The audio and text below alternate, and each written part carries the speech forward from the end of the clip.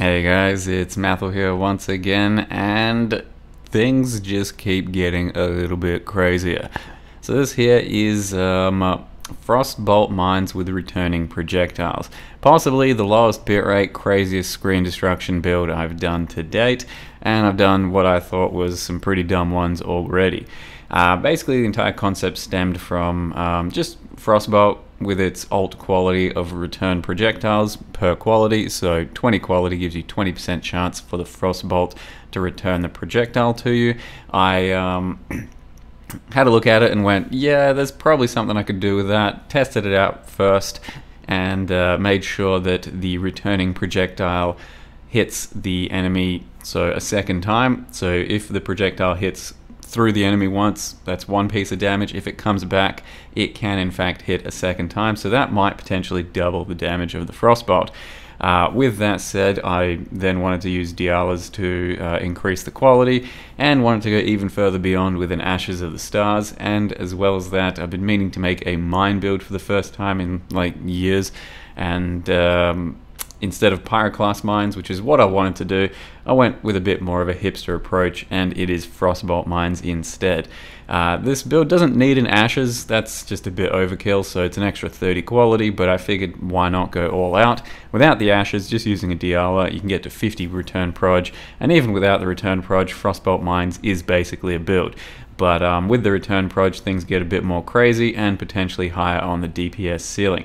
That said, this is probably the only build that has really noticeably chunked at my FPS while playing during certain moments, so yeah, it's a bit pay to lose with the microtransaction. If you don't use microtransaction, it's just like watery blue circles, and it was pretty smooth on my frames from what I noticed. Either way, this currently has 80% return Proj, and it's a decent playstyle with mines. Like, you have your detonate mines and your left click, which means all you need to do is just worry about throwing out mines, and then as soon as you take a step, you will be triggering all of the mines. So mine playstyle really isn't as bad as I had always kind of hated and thought of. That said, it is still kind of uncomfortable, and the most uncomfortable part of the mine setup is also reserving mana with your throws or casts, whatever. So you can throw up to 20 mines in the current setup, and each one of them reserves a certain piece of mana. So you can see I've got like half of my mana bar unreserved, and then if I throw down all of my mines, it reserves all of that. So you basically have to consider it as like a big aura. And then on top of that, throwing down lots of mines with either the right click or the R button in my case, I've been trying out both, is kind of wrist damaging, at least to me anyway. Just, there's lots of action, and it's constant sort of little stutter step, and yeah, it's not the best. I have managed, it's not the worst thing ever, it's not killing me or anything, but I'm aware that it could be bad with the amount of input that is currently being delivered. All that said though, with the stutter step and the left click of detonate, mines are actually a pretty decent playstyle, and they're strong. That you can start them as a starter. You can do like, you know, Ice Bolt, Ice Spear, sorry, Frostbolt, Arc, all kinds of shit as like super starters for mines. And it works pretty well, and it's not as horrendous a playstyle as I once thought. For bosses, you can really pre-fire and get a lot of mines down before the boss even shows up, and then for extra craziness, turns out even Echoing Shrine works. So this build at the moment is pretty good for all layouts. Like the smaller layouts just mean you get the bounces happening quicker. The big open layouts still gives you a bounce from the final destination, but here is an example of what Echoing Shrine does. It does double the proc from the mine, and things can get pretty damn wild. I didn't think Echoing Shrine was doing anything to begin with when I tested it the first time, but yeah. And as you can also tell, sometimes a mine will like fly up at the screen, but that doesn't happen too often. It's only when there's elevation issues. So if there's like, you know, a bit of a hill or a ramp or some shit, and a Frostbolt goes up that, it can come at the screen. All good stuff, all pretty fun stuff. One of the more funky builds I've played recently, and it's been quite a lot of fun. Even managing to put in 7-hour streams and shit like that this late into the league, just because it's kind of mesmerizing to watch the balls just float about and do their thing. So it's still a bit in its infancy. I think it does have potential to do lots and lots of single target damage, but for now, it's still kind of fine tuning. But let me show you what I've built so far. So here we are with the build, level 89 at this point. The balls definitely touch, you know, the gay thing. Anyway, basically, this is what the Frostbolt looks like. So you can throw out, like, I don't know, let's say 7 mines. They shoot out with GMP at the moment, and then 80% of them are going to come back once they hit their final destinations. They don't have to bounce off a wall or anything. And it is based around this gem here, so Phantasmal Frostbolt. By default, as you can see, 20% chance projectiles return to you, and then with all the gems and quality and everything, you can see it goes up to 80% with this. That is thanks to the Diala's robe once again. A unique that's been around for a while, but did get buffed this league, and honestly, one of the more game-changing buffs of this league, because there's a lot of crazy shit you can do with it, and you could even do crazy shit with it before. It just got better. So I've also allowed myself the use of ashes for the first time in 2 leagues now, I think it is. It's a very fun item. It's just expensive and rare, so, you know, I try not to do too much with it, because it's a huge barrier for entry. In this case, just like in my last ashes build, it's honestly not a game changer here. 30 extra quality on this, like, even without the 50 qual, I don't know if I'll be able to, yeah. Yeah, even without that 50 qual, you know, you are even without that extra 30 qual, you'll still be able to get a lot of extra return proj if you have this sort of setup. But like I mentioned, it doesn't even have to be return projectiles. It could just be regular Frostbolt. It's going to be far less meme, but it is still going to be a build. Or you can do some other sort of mine setup shit by all means. So mines in general just seem to be pretty strong playstyle, and with lots of projes can go kind of crazy. One of the things I didn't mention so far is Sniper's Mark, so it also makes things a bit crazier. Once one of these Frostbolts hits your target, it will then split out with another 4 proj, and then those can also come back, I'm pretty sure. So it does make things fairly nutty, and that's why on a couple of those boss killing clips, things just escalate a lot once I put Sniper's Mark on the enemy. So that should help out if we're not running GMP for pure single target content. That said, it's kind of tough to justify not doing GMP because a lot of the proj just won't be hitting a boss, especially on the return, because things move, and when they move, you will likely not get that.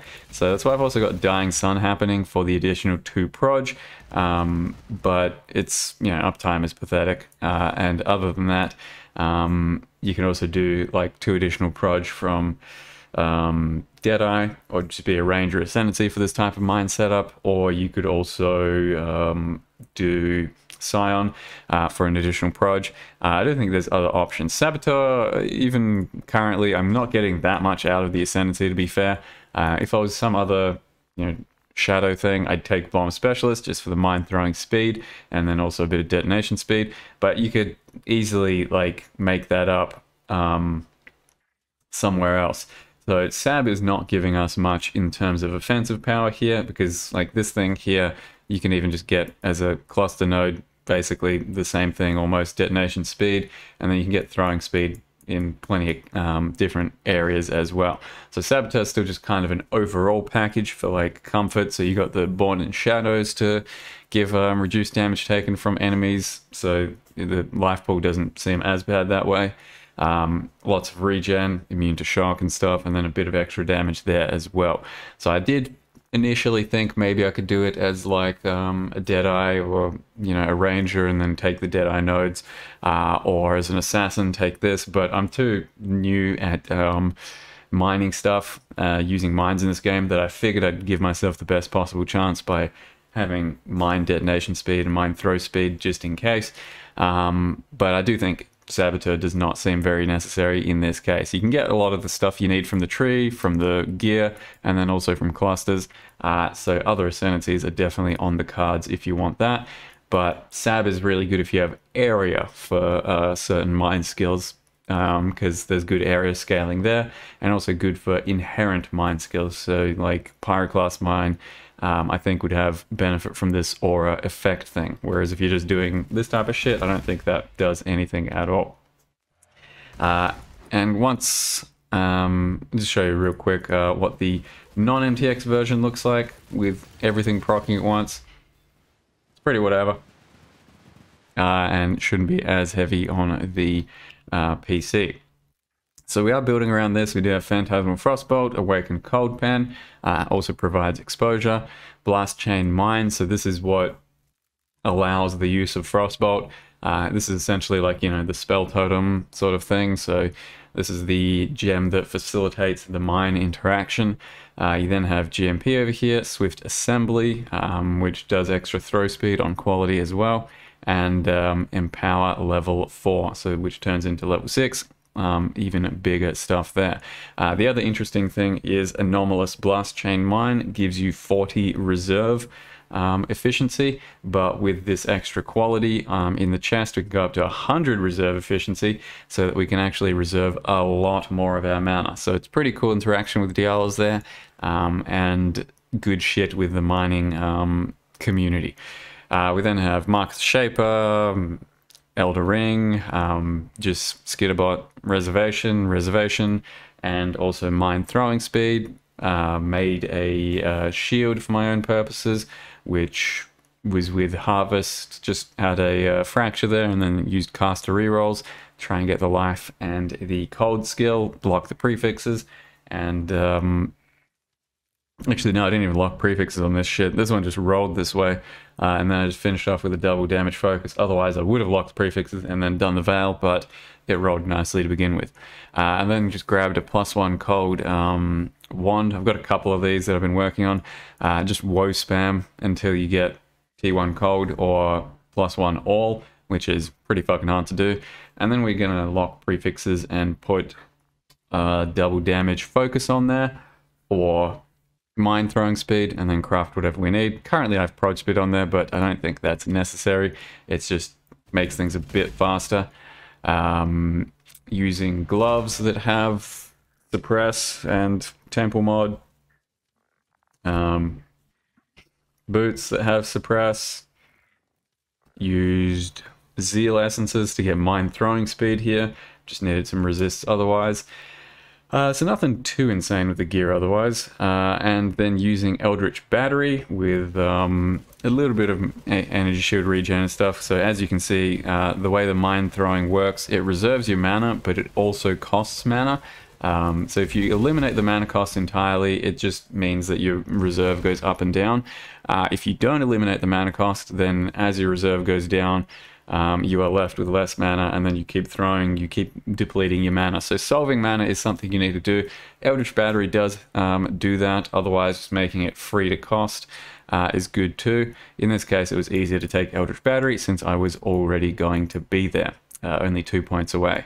Passive tree just takes most of the mine shit on the tree. There's several good masteries that have reduced damage taken from enemies. Enemies take increased damage, lots of good crit stuff, got suppressed stuff there, got Leaf Shade, using one medium cluster just so I could grab the Arcane Surge thing over here, but as well as that, Expert Sabotage, and some crit, some mark stuff, and some Proj speed, and some even more Proj speed over here, as well as more Proj speed over here.